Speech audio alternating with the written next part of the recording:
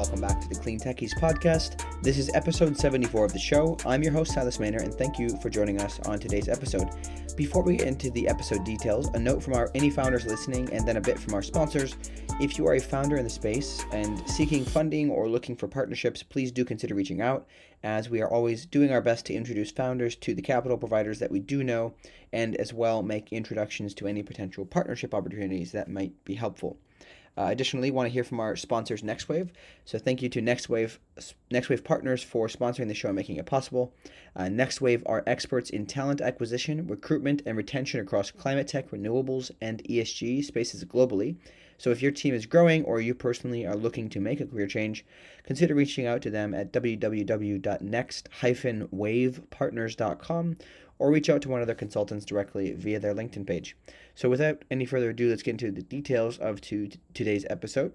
Today we are joined by Aaron Fitzgerald, the CEO and co-founder of Mars Materials.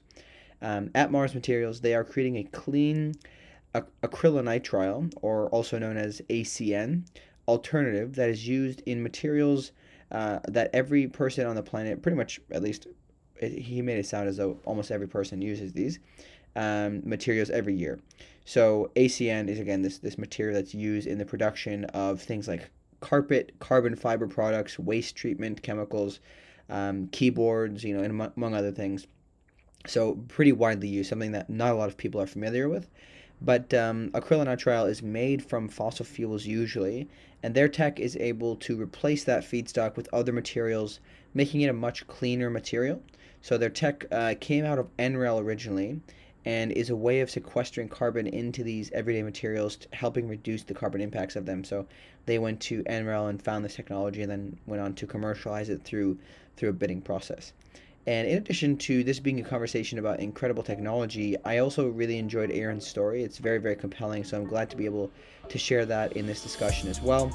And hopefully it will inspire many people who are interested in getting into the climate tech space. So without any further delay, let's get into the conversation with Aaron Fitzgerald. All right, welcome to the show, Aaron. How are you doing today? I'm doing well. How are you, Silas? I can't complain. The cold weather is setting in New York, but at the same time, it's an opportunity to wear boots and nice jackets. So you get to experience a little bit of different fashion, at least in my opinion. I'm really, really excited to have you on today. Really excited to talk about this. I think there's a lot of interesting things going on in the space. So why don't we just dive right in? And let's start with just kind of a quick introduction to yourself and a little bit about your background. Always really curious to understand the origin story. Yeah, well, first, thanks for having me and for allowing me to introduce Mars Materials to your audience. And I agree with you on sweater weather. One thing I miss about California, although it's kind of always sweater weather in the Bay Area. In terms of who I am, so I'm Aaron Fitzgerald, CEO and co-founder of Mars Materials. At Mars, we are working to store captured CO2 into long-lived products like carbon fiber, wastewater treatment chemicals, and thermoplastics. So thermoplastics, in layman's terms, are like keyboard keys, upholstery, carpets, vacuum parts, etc. Interesting. Okay, that's a lot of interesting, I guess, materials to put it into. I didn't realize that carbon could be put in those things. I'm sure we'll get into that. I do want to understand, how did you ultimately decide to get into this space? I mean, obviously, there's probably at some point in your career where you decided, hey, I want to work on something in climate. What was that? Yeah, so I think you have to kind of rewind a bit for me. I think my journey in the climate has always been about personal responsibility and stewardship towards the planet. So in 2006, I took a alternative spring break trip with a group called Roads Rebuilt. I went to Rhodes College in Memphis, Tennessee. And we went to spent time in the Ninth Ward in New Orleans about a year after Hurricane Katrina. And we were helping out folks rebuild their homes. And what was really devastating was this was my first time kind of witnessing the impact of climate devastation firsthand, and then really seeing who was impacted by this issue a year later was disappointing. So we spent about a week helping one particular lady still get water out of her house a year later. And she was a Black woman, probably about mid-50s, didn't have the resources to actually like do something about it. So it was there when it kind of clicked that all the news I had heard about climate change was actually real, and it was kind of the first time I got to fully witness it. Fast forward, after that, I took just my own small personal steps to do what I could to be a better steward. At the time, it was really big to track your carbon footprint, and I made a lot of choices around where I would live and where I wouldn't do, like choosing not to drive an ICE, based off of my own kind of personal climate goals. But it wasn't until 2017, after kind of spending about 8 years or so in the professional workforce, having a stint in the US Senate, and then becoming a founder twice and for software-related businesses, that I took a trip to Lake Tahoe. And I grew up exceptionally poor. We were homeless many times, and I went to about 17 different grade schools. So I had a hugely fragmented education. And it was at Lake Tahoe that my life kind of changed. I realized that I was no longer working to escape poverty. I was in this place that is kind of hailed as being very beautiful and is different. And I read an article at the time by the Center for Carbon Removal, written by Noah Deitch, around the need to commercialize climate technologies. The thesis was, we have a lot of the technologies that we need to solve the climate crisis. What we don't have are the commercialization folks to actually do something about it. So that kind of got my wheels spinning. I moved out to California pretty shortly thereafter. And then I started to look for opportunities in climate where I could be a part of the solution. Fast forward a few years later, and here I am starting my own business. And I think what's really kind of changed is I no longer track my carbon footprint as much, partially because I learned that BP created the carbon footprint to really scapegoat to individuals. Mm-hmm. Yeah, that's interesting. I never heard it. Could you maybe elaborate on a little more, just for people unfamiliar with that? Yeah, so and forgive me if the dates are wrong, but I believe in like 2004 or so, it was a marketing effort by BP and their marketing team to create what we know as the carbon footprint. The goal was to allow individuals to feel as though they are contributing to the climate crisis by encouraging this kind of individual calculation of your climate impact. And I'm not saying that we shouldn't calculate our carbon footprint, but I think that if you have a corporation that has had an outsized influence trying to drive that narrative, there's a problem there. Mm-hmm. Yeah, that is actually quite interesting. I never that's something new I've learned today. One thing I'm curious a little bit about is when you moved out to California and kind of worked your way into climate, how did you find the community? Was it quite welcoming? Because obviously, this is a few years ago, so this is pretty early stage in terms of climate tech. I'm just kind of curious what the community was like, and was it welcoming? Was it hard to get in, etc.? I would say that I really didn't join the climate community until I started Mars Materials. For the most part, I was an operator at a company looking to detect superemitting methane gas leaks, and it wasn't so much part of my identity then. I felt like I was doing good and just wanted to give back, and thought the company had a great mission and also had the potential to do financially well. So since then, I've joined the climate community in full force, and I think it's pretty welcoming. Mm-hmm. Okay, interesting. Yeah, I've always found that, especially for myself, being somebody who had kind of no background, no education in the space, that most people are pretty chill, pretty open to chatting, right? Yeah. Okay, so I wanna maybe shift into a little bit more of the industry itself. So before we get into the nuances of what Mars Materials is doing, would you mind just giving us kind of a quick overview of the kind of different segments of the carbon capture space and the carbon space in general, and how it's divided? I'd be very keen to hear your explanation on that. Yeah, so I think in the simplest of terms, and the one kind of the buckets that I look at it, you really have kind of three pathways. You have the natural solutions. So this is using existing biology to like trees to capture CO2 in plants and high carbon sink plants like switchgrass and hemp. Then you have kind of the more engineered solutions. So this is direct air capture. This is, I would say, point source capture. And then figuring out what to do with the captured CO2 once you use that engineered tool. And then you can look downstream, and that's where the utilization space comes in, or the storage space. So utilization would be utilizing that captured CO2 and turning it into useful products. The storage bit would be leveraging geological storage to permanently sequester that captured CO2. And then the last kind of bucket is more hybrid solutions. So I think of this as kind of like synbio, where you're kind of leveraging existing biological infrastructure and optimizing it to have higher uptick of CO2. Mm-hmm. Okay, interesting. That's very helpful. I appreciate that.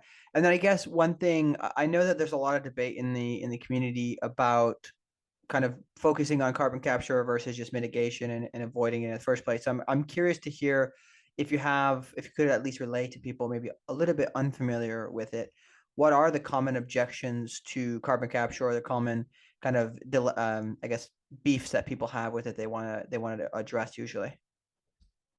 Yeah, that's a great question. I think the misconceptions tend to start with the history of carbon capture. It was a technology created by oil and gas to really help clean flue gas. Because of that, I think some of the misconceptions are that the carbon capture, utilization, and storage industry is a industry that is kind of a false solution and really one that will help kind of extend the longevity of oil and gas.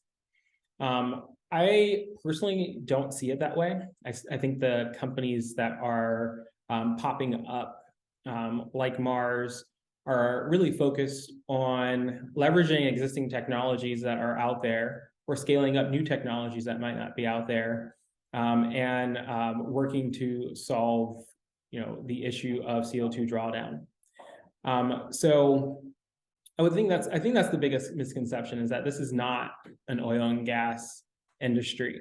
It may have been started by the oil and gas industry, and some of the technologies are ones that we draw from that. But I mean, that's similar to the other legs that we stand on in society for, I think products that we don't necessarily think about every day. I don't know if that makes sense. Mm-hmm. I think it is.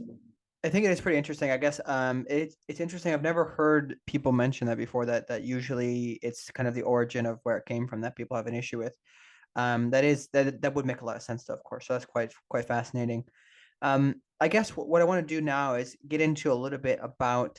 I think it's pretty clear for most people listening what the purpose here is of kind of carbon capture in general, but I want to get into what Mars Material is doing in particular. So if you want to walk us through kind of step by step what is happening, maybe if you want to use one specific material as an example that we can just really understand this, for somebody who's not super technical.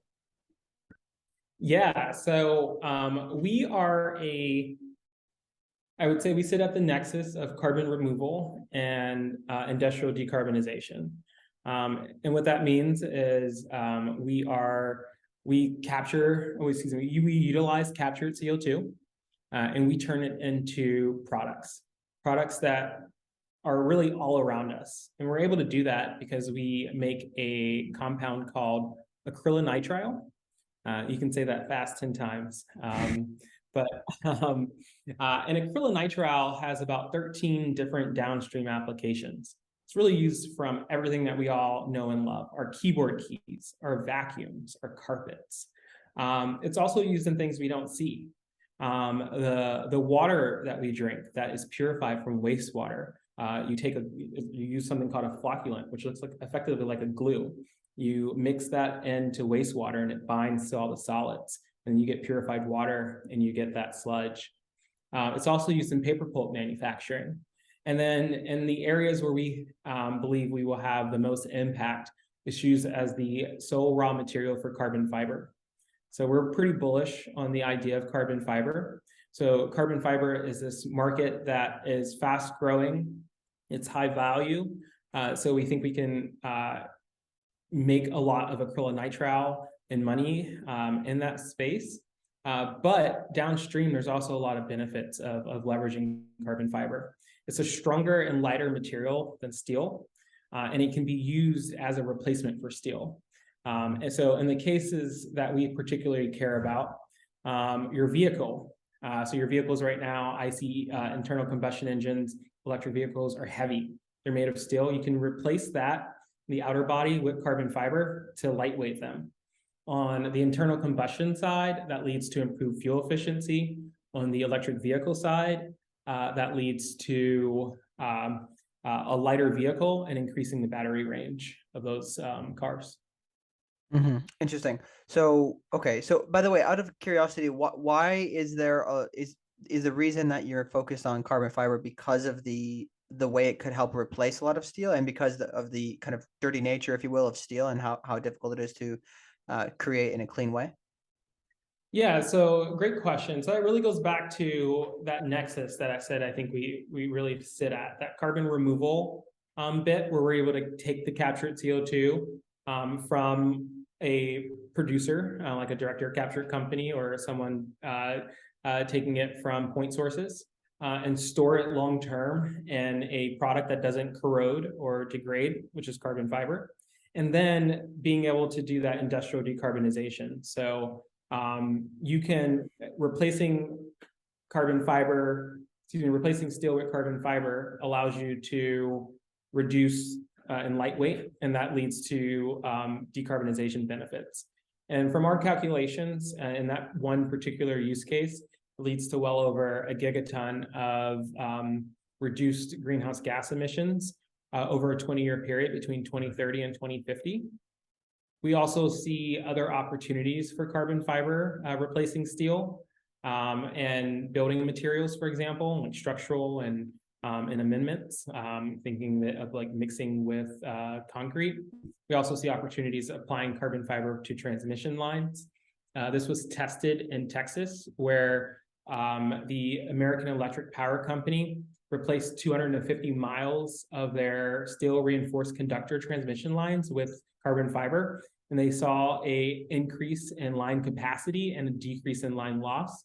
So as we are thinking about the future, and we see estimates of our the energy usage on the grid, I think is expected to triple over the next 20, 30 years. We're going to need new power infrastructure, so we think carbon fiber can be useful there. And then you're right, steel itself is really hard to decarbonize. There's a pretty well-known and tried-true process for making steel, and it has a lot of toxic and harmful byproducts, including greenhouse gases. And if we can chip away at the demand for it, we see a lot of opportunity there. Mm-hmm. Interesting. This is fascinating. One thing I'm curious about is if, kind of, even if you take away the environmental benefits of using, a kind of a carbon fiber product that's, better for the environment, if it's stronger and has better benefits than steel, is there a reason why it hasn't become more widely used already? Is there a cost reason that's kind of going along with this? Yeah, so if you look at the carbon fiber supply chain, it really starts with acrylonitrile and the raw materials that it takes to get to acrylonitrile and the processes to do that. So there's a bottleneck in that particular part of the supply chain. So the existing acrylonitrile supply chain, you create acrylonitrile today using crude oil. Crude oil is then converted into propylene, and then propylene is run through a chemical reaction called amoxidation that also leverages ammonia to create acrylonitrile. So all of the world's acrylonitrile, about 95% of it, is derived from this process. And 90% of the world's carbon fiber is derived from acrylonitrile. So you then take the acrylonitrile, you polymerize it. So effectively you bind it with itself and you get a solid. So it looks like a liquid, then you get a solid. And then you effectively bake it, or in technical terms, you carbonize it, and then you get carbon fiber. That carbon fiber today, which if you're following along, it effectively means all of our carbon fiber is made from fossil fuels. And then as you look downstream, you then have to figure out how to mold the carbon fiber and make it into the useful parts and equipment that you would need, that we're also already able to do with steel. So along that whole value chain, there is work to be done. But why we're really excited about starting up that chain, really focused on carbon fiber, is a lot of the emissions intensity and the actual material itself. If you can make it from a non-fossil fuel derived system, you're already changing a lot of the carbon embodiment. Now, as you go downstream for carbon fiber, that carbonization process, or where you're baking it, requires a lot of energy. So you do have a high energy intensity process. But the future that we hope that we can participate in building is one where we have a 100% renewable grid. So that kind of removes some of that need. And then as we look further downstream, we see a lot of opportunity in several startup companies and the carbon fiber manufacturers themselves looking to improve manufacturing processes, including molding, to make that more efficient and more standardized. So I just want to make sure I understood this correctly. The process that you're using to create this, I'm not going to get the chemical term right, to create this is helping remove fossil fuels from the equation. Did I understand that correctly? Yes. Yeah. Okay. And we're able to, our raw materials are captured CO2 and then bio-derived ethanol. So corn sugars. Okay. So not only you're getting rid of, okay, that makes sense. That makes a lot of sense. Okay. One thing I wanted to understand is also how are you making these kind of get into the applications? Are you just selling the chemical as a product to be integrated into other manufacturers' processes? Are you taking on the kind of the challenge of figuring out how to fuse these technologies together to input this into those technologies, et cetera? I'm just kind of curious about this. Yeah, so at Mars, we see ourselves today as a technology development shop. And with the early foundations, we're becoming a project developer. So today we are working to scale up an alternative process to create acrylonitrile. You can also call it ACN.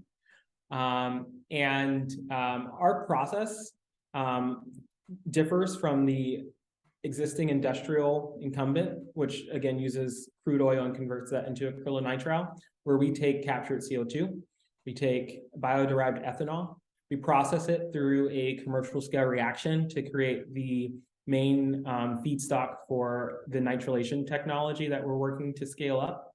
Then we process the acrylonitrile that we create, and we can further process that to polyacrylonitrile if we want to. But our plans today are just to create the acrylonitrile and to sell that to the carbon fiber manufacturers. And they have their own spinning techniques to create the polyacrylonitrile. So effectively what we are creating is a drop-in replacement acrylonitrile material. And the advantage there is that it's renewable.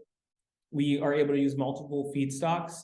So whereas the traditional incumbent process is really beholden to the crude oil fossil fuel chain, we can be more flexible there. Because our process was designed under the principles of green chemistry, it doesn't have toxic byproducts or waste. Some of the inputs that we use, like ammonia, can be recycled. It changes the whole life cycle of the material. And we see all of those advantages as being important and helpful for the carbon fiber industry. And we're learning that from the manufacturers that this is something that they're looking for. Interesting. So it's kind of as if the need or the desire to have this product is already there. You just have to meet the demand. One thing I'm curious about is how ultimately did you come across this technology? Was this something that you had an idea about and you went through an R&D process? Was there a non-commercialized technology that you were able to get from a lab? I'm not sure how this thing works. I'm actually always very curious about this science stuff that I have no clue on. Yeah, so yeah, I don't know where your audience is coming from, but again, I used to work in the U.S. Senate, and I'm a big fan of American innovation and what this country has done and what we can do. And one thing that we have is a really incredible national lab system. There are about 17 national labs across the U.S., and they create technologies that are just really game changing. And when I say game changing, I like literally mean can like morph entire industries. But unfortunately, one of the challenges that we have is that a lot of these technologies get shelved, or large enterprises will kind of acquire them and just to take them out of the equation. So I was fortunate enough to be a fellow with a group called Carbon 180, which is a DC-based think tank focused on creating the carbon economy. And during that program, I was charged with identifying technologies and business models that could help me build a company that could remove 1 billion tons of captured CO2 from the air by 2050. I personally wanted to work on this nexus of carbon removal and decarbonization, industrial decarbonization. And so I put out effectively an RFI across the various national labs. I was given about 18 different process technologies that me and my co-founder, Christian Gupsh, reviewed. We put them through a market-focused framework where we first looked at the market potential for some of these technologies and had to assess whether they had what could be a VC backable kind of market. And then we looked for technologies that markets within those submarkets that could be good beachheads. So it could sustain some of those higher costs while you're looking to scale your technology up and drive those costs down. And then we created several feasibility studies, a science feasibility study that looked at, are there any fundamental gaps that we have to address? An engineering feasibility study. What does this process look like scaled up, and what type of equipment will we need? An economic one, will this be competitive in the market? Because we're at the end of the day selling commodities, and that's all that's important. And then lastly was a commercialization timeline. How much capital is required? What's the team makeup look like? And across all of those levers, nitrilation was the outstanding technology that we selected. And it was created by the National Renewable Energy Laboratory, or NREL. And NREL is notorious for creating just incredible technologies, and usually for energy. And so nitrilation was kind of an interesting technology for them. But we were invited to work with NREL through a program called LabStart. So LabStart and Carbon 180 partnered together, and myself and 3 other Carbon 180 entrepreneur in residences participated in this pilot program. And Mars was the company that ended up spinning one of the technologies out. Well, that's quite fascinating. I wasn't aware of this I knew of NREL, but I wasn't aware of this kind of great infrastructure. So it sounds like there's potentially a lot of technologies that could be commercialized there if they had the right people behind it. I am curious, you mentioned that you had a bit of time working in the Senate. Was that time like really helpful for you to understand how this entire kind of I don't know how you would call it, like almost like the back office works for getting things like this moving and the grants and everything like that? Because a lot of these technologies, they're not they may require some more R&D usually, I think, in order to get them going. So I'm just kind of curious how that experience helped you to achieve and do what you're doing now. Yeah, I think the Senate taught me about all of the red tape that exists in the world, and or at least here in the U.S. and how to navigate it and how to really speak through it. So much I think of my job is to remove that red tape. So I often find myself falling back on a lot of the experiences I've learned in politics to really break through the noise. But I've also been a founder twice, so I'm able to pull from that experience as well. Whereas the Senate's really entrenched and, it has its way of doing business, and the startup, you're figuring out things on the fly.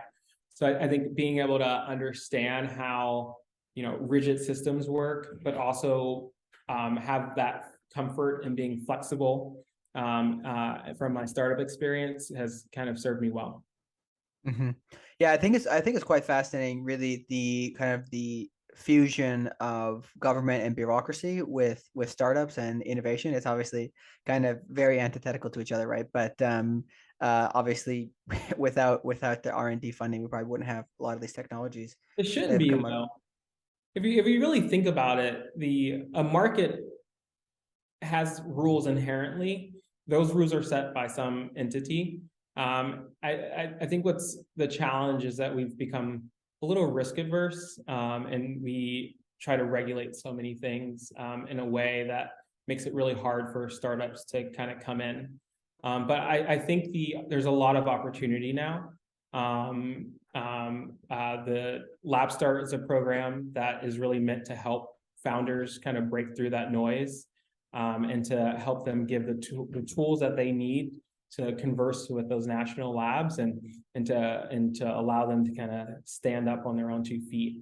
And I think it's also important to think about like what the national labs are. They're funded by taxpayer dollars. So if there's issues of our technology leaving the coast of the US and going to China, like they're going to be pretty risk adverse and a little afraid of that, because that means that all the taxpayer dollars that went into this is not actually going to benefit us. So I think when entrepreneurs come and try to partner with the government, you just have to kind of remember where the government's coming from. Mm-hmm. That makes a lot of sense. I mean, I think there can be improvements on kind of making things a bit more quick, especially you mentioned regulation, or I always have this opinion that regulation needs to be more adaptable to realizing when they got it wrong and how to make adjustments to actually kind of achieve the outcome, because oftentimes it's just very it's kind of set in stone once you do it, and people don't really want to change it. It's very difficult to change. So that is quite fascinating. Obviously, kind of while we're on this topic, I would be keen if there's other people in the space who have an interest to look into these technologies that are kind of on the shelf waiting to be commercialized.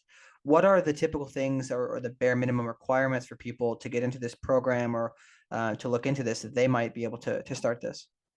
Yeah, so I think you just go to labstart.org and reach out to the team there, and let them know of your interests and what you're trying to do, and they can help you get matched to the various. But I think as you find a technology that you might be interested in settling on, it's really important to develop the relationships with the technology licensing officers, who you're going to be negotiating with on the business transaction to get access to the technology. It's also important to build good rapport with the principal investigators, or in layman's term, the inventors, so that you're able to fully understand the technology and where it is, and get and be able to like speak articulately with them. But then also understand that these national labs have rules around how they are governed to license technology. And they look at kind of 2 criterion, and it's the capacity and the commitment. And I think those are unfortunately ill-defined. But if you're able to kind of create a system around that, I think it makes it more, I think it makes it easy, or easier than what it would be. So from my perspective, capacity is, do you have the right team in place?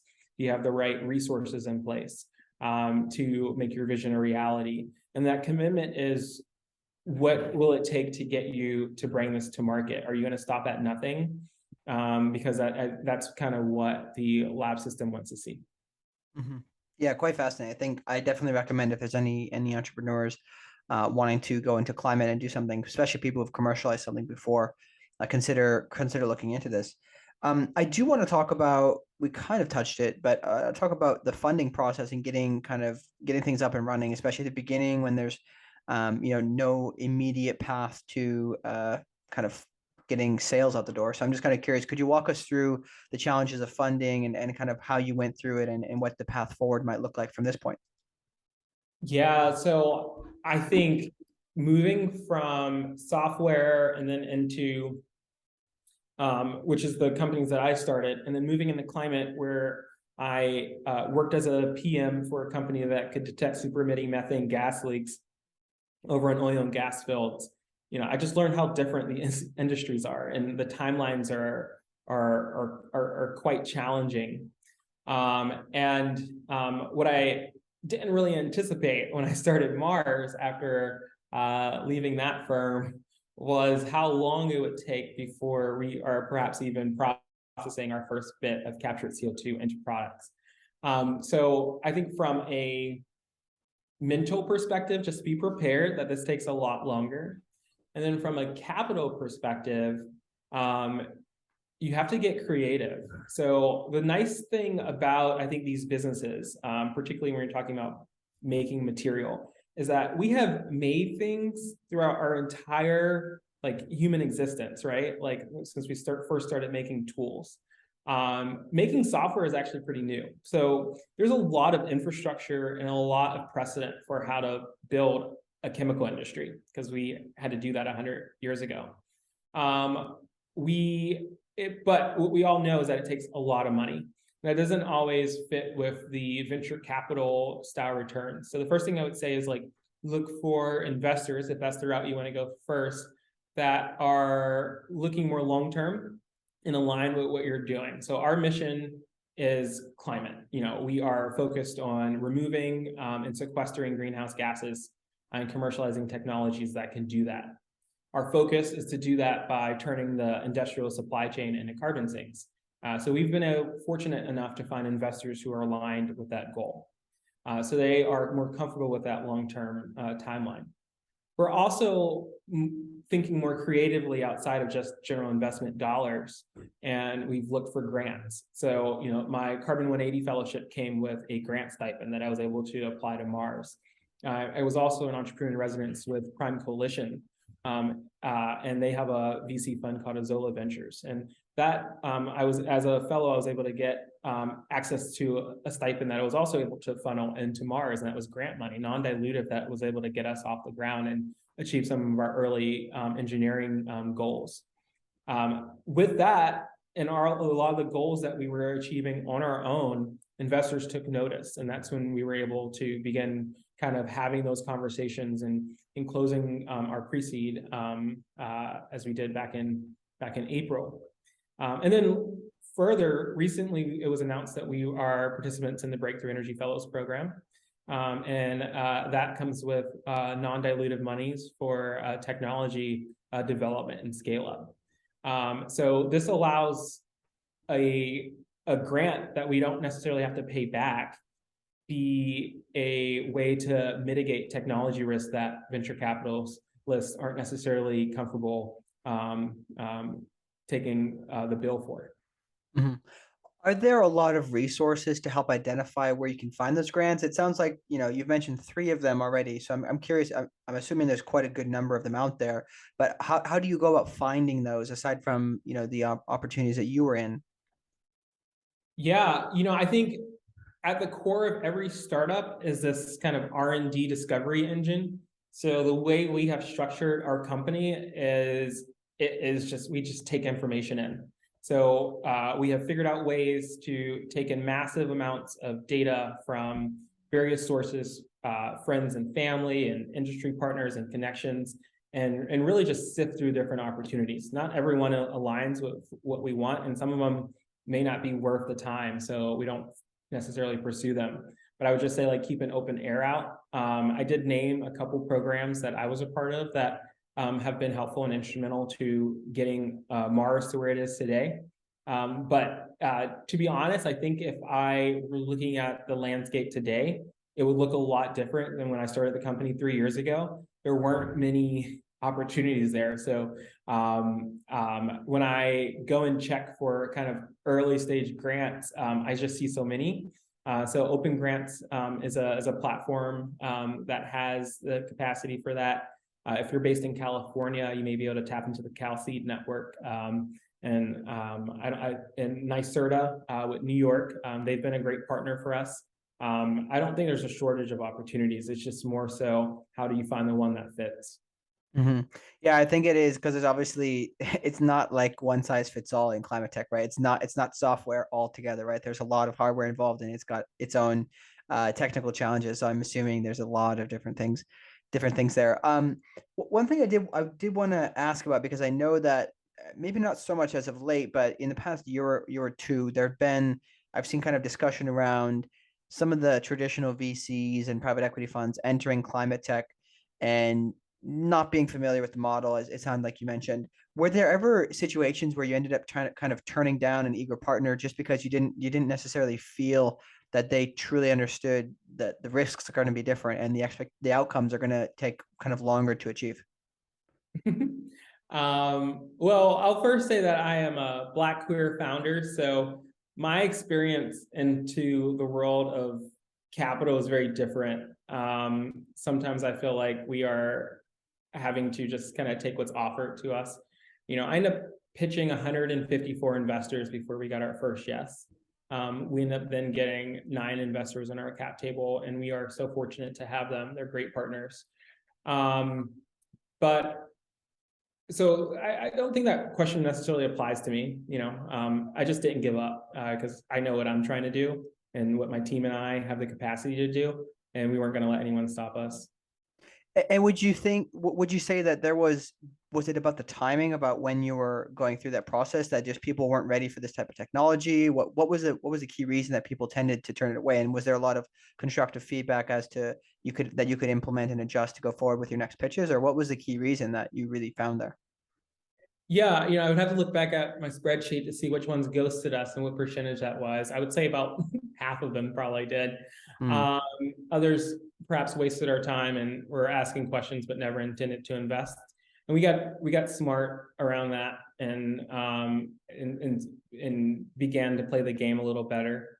I think a lot of the objections were around our approach, right? Like a lot of the existing kind of carbon tech as part of the general CCUS space is really focused around chemicals and compounds that we all know, talking about sustainable aviation fuel, some of those precursors, ethanol, other kind of like solid based materials.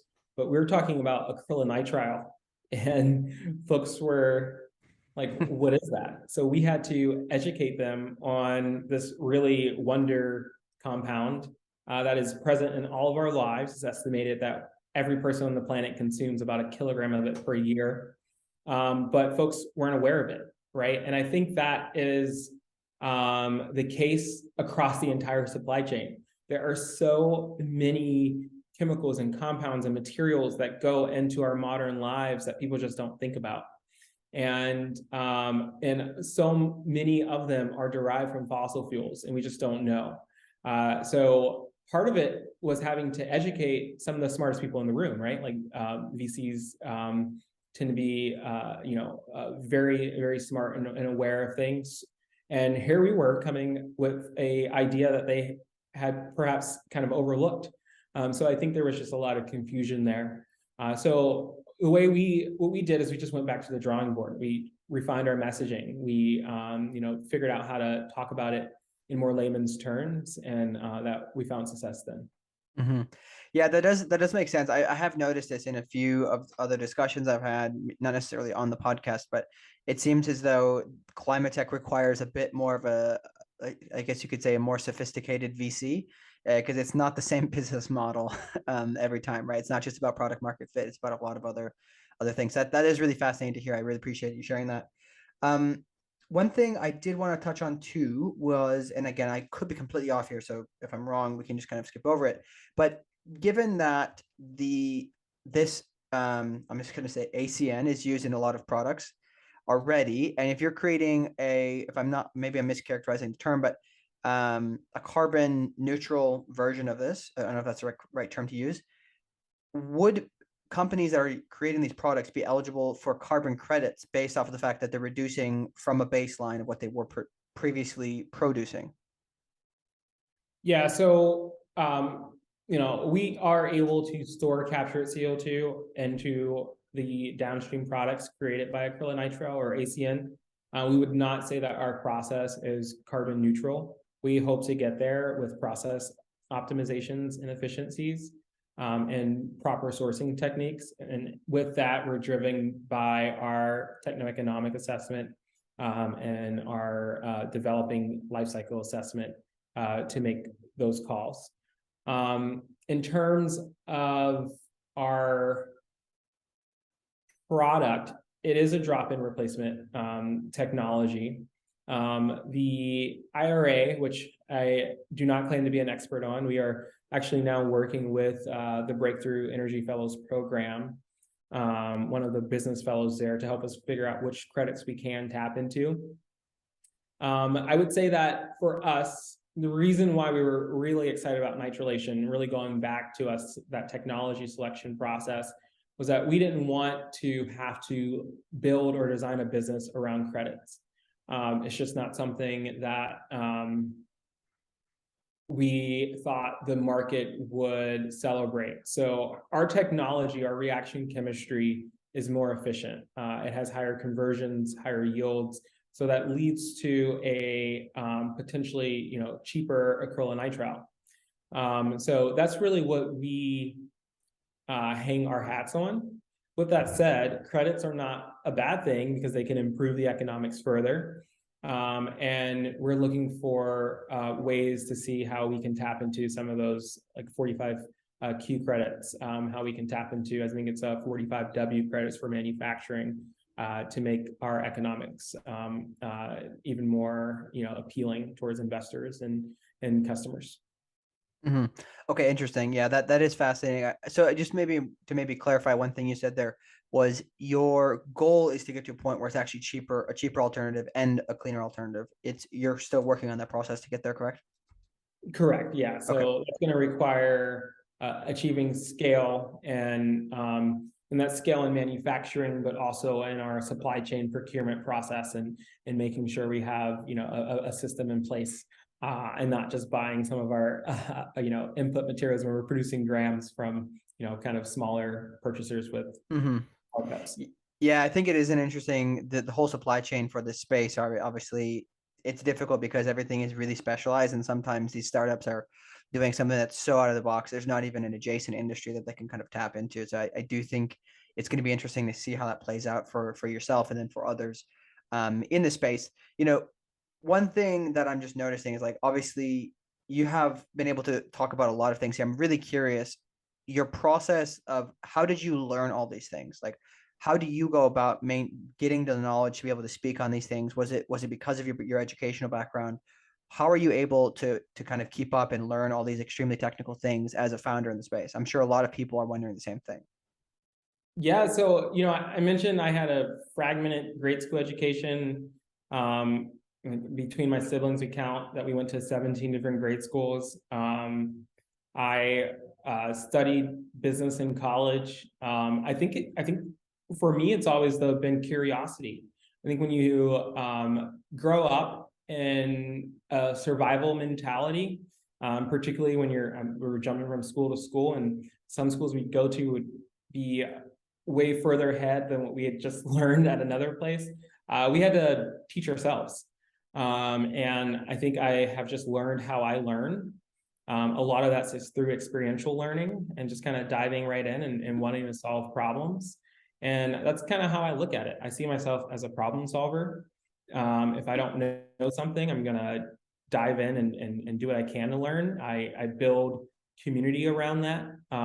When I create when we were creating our science feasibility studies, we talked to folks who had PhDs in the areas that we were focusing on to help us design those studies and to give us insights.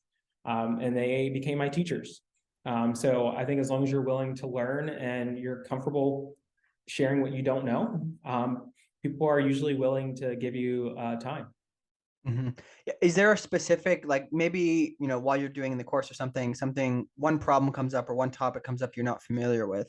Do you have a particular regiment or type of thing that like a process you follow to go fill in the gaps? Is there, certain, I'm just really curious about the process because I also am somebody who just constantly wants to learn new things, right? So I'm just curious to maybe add this for myself. This might be a selfish question. Yeah, that's a great question. If I had to describe my framework, I mean, I think it's usually there's a deadline. I need to learn something. I don't know what it is I need to learn, so I kind of just start with a guess. That guess usually leads me to a paper or a peer-reviewed journal. And I read the abstract, and the abstract often doesn't make sense. So then I will dive deeper into the paper until it does.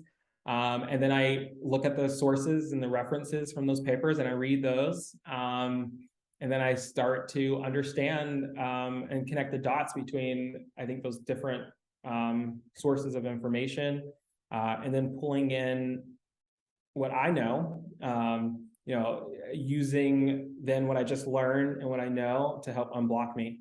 And when I say pulling in what I just learned, that can be from papers, it could be from people and experts, or even just from my surroundings. Mm-hmm.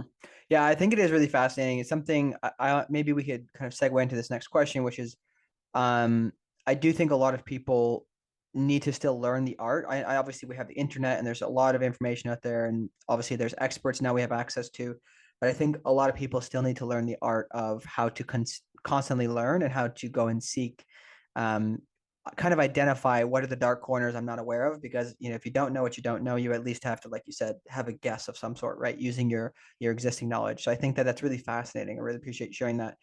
I guess I kind of want to start winding things down here. So to close things off, I'd be curious to know, for people who are really interested in the space, really interested to get into it, speaking of learning, what would you recommend for people to do? Perhaps high school students looking to get into the space, maybe things they want to prepare for, specific university tracks to go down. I'm just kind of curious to hear your thoughts on this. Yeah, so I think one of the more tragic things about where we are as a country is that we've lost really 2 decades of manufacturing. So there's a big gap between the experts who are now retiring and folks leaving university.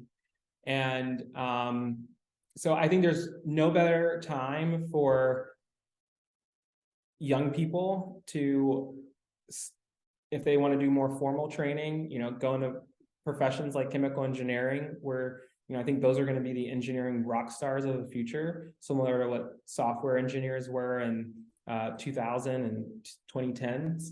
I think that for folks who don't want to do more engineering related work, we will need people who can navigate the red tape and the bureaucracy.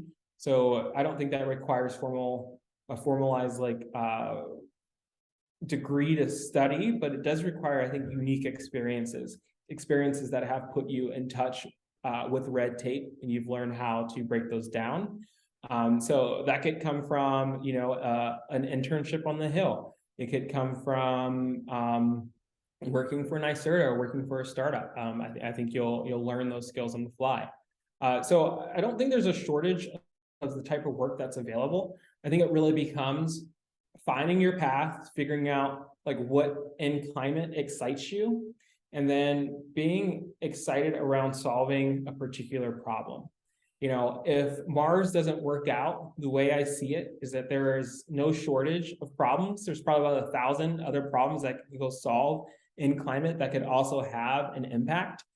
So really just kind of frame your thinking around that, and then build in the skills that you need. And that can come from a formalized education. It could come from, just kind of diving in and learning. Mm-hmm. Very good. I appreciate that. That is, I really like the outlook. I think it's very helpful. Hopefully a lot of people find that interesting and pursue something like that. I guess to just button things up here, what are any final thoughts you want to offer to people? Maybe things we missed, thoughts on the future of the carbon space, et cetera. Yeah, I think that if you don't feel like you have a place in climate, and Mars has available opportunities, please check out our job boards. We're at marsmaterials.tech, and our job board is /jobs. In terms of kind of what's next for us and how I think the greater climate community is also being involved, we are participating in the Breakthrough Energy Fellows program for the next 2 years, working to mature our technology. And we see a lot of opportunity, not to just do good in our company, but like the community that we are now a part of, all of these innovators who are also committed and focused on industrial decarbonization is really inspiring. And I would say, for folks who are, unsure or uncomfortable about kind of the direction that we're in, there's no better time to jump in and to be part of the solution. It's very easy to feel hopeless and like there isn't nothing, like little climate action you can do. But I think the true unsung heroes are the folks who are in the background, really removing all this red tape to make it possible to make the things that we all know and love in a different, more sustainable way that can also lead to, climate impact. So if that's you, there is no shortage of opportunities. It really just becomes finding the right kind of needle in a haystack or creating your own. And that's going to take some time, and it might be a little painful. Trust me, it's difficult, but the opportunity is there. And if it's not there, check out our job board because I'll have one for you. Yeah, I do think it's interesting for people, if they're not familiar, to at least try out if they don't know where they want to start or something that they want to start something but not sure where to go. Definitely get an opportunity in some space that kind of maybe narrow it down to 3 spaces that are interesting to you, and from there you'll learn some expertise. Maybe you go into a conventional industry you want to change, right? Most of the people I've had on the podcast were in some kind of conventional industry, and then they made an incredible innovation in it, right? So I think it's fascinating. Sometimes the new sexy thing isn't actually the place for the opportunity. Perhaps it's the old thing that's really dusty in the corner, right? So anyways, well, I really appreciate you coming out. This has been a really great conversation, Aaron, and I'm looking forward to seeing how you guys continue to grow in the future. Thank you so much for the opportunity, Silas, and really great time connecting with you and sharing Mars Materials with your audience. So you have a lovely rest of your day. Awesome. You too. All right, thank you so much for tuning in to today's episode of the podcast. If you enjoyed, please do share this with somebody who might enjoy it. Please also leave a review if you enjoyed it. It really, those things collectively help us to grow the show significantly. So really do appreciate that. And then definitely reach out and connect with Aaron to learn more about what they're doing.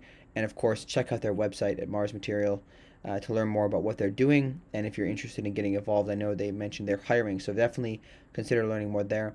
And if this is your first time, please do subscribe and tap the bell for notifications to follow along on our journey. Just a quick note, our next episode will be with Al Sabloy, the CEO and founder of Butterfly. They, in essence, they are a turnkey building efficiency and decarbonization platform for certain types of commercial buildings. My understanding is they do a lot of work with franchise operators, for example. And what they're doing is taking on the entire capital expenditure of installing the equipment for solar as well as all of the energy efficiency equipment. And then they charge their customers a monthly bill like an electricity bill, except lower and from clean energy sources. So the big innovation here is the lack of a barrier to get started by removing that upfront CapEx kind of costs for the client. And generally speaking, it's really taking off. So it's a really fascinating episode with Al. Really did enjoy this one, certainly. So stay tuned for that. And thanks again for joining us on CleanTechies the podcast. We will see you next time.